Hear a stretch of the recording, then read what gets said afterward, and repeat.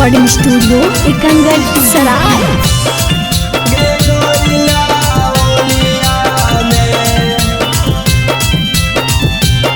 Presented by जिसका film. होलिया में रंगवा दुनू गलिया गे गोरिया होलिया में रंगवा दुनू गलिया गे गोरिया होलिया में अगे आई बउआ के ले रंग गुलाल ले ले आई बउआ के ले रंग गुलाल ले ले चुपे चोरी तो हरा टोलिया गे गोरिया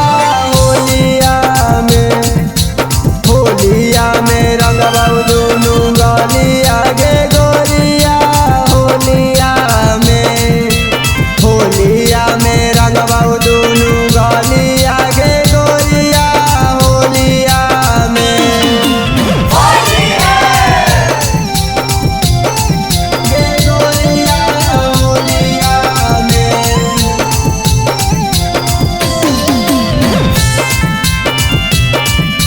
गे गोरिया होलिया में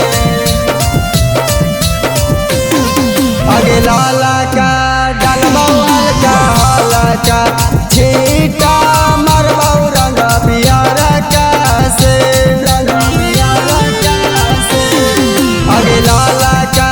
डालबौ हल्का हल्का छीटा मरबौ रंग पियारा का से देखे दिया नमा रंगबौ जोवनमा गीला करी देबौ चोलिया गे गोरिया होलिया में रंगबौ दुनू गलिया गे गोरिया होलिया में गोरिया होलिया में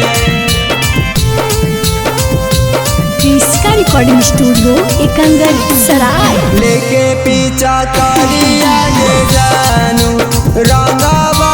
पूरा भितरिया गे